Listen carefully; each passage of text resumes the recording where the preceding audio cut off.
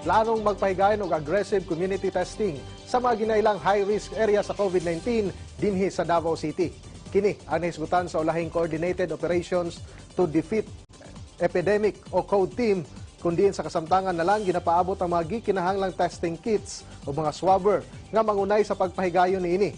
Samtang nagbutang na usab og swab booth sa barangay Talomo River diha sa Kalinan District. Din gisiguro usab sa barangay nga andam sila sa pagpahigayon og community testing.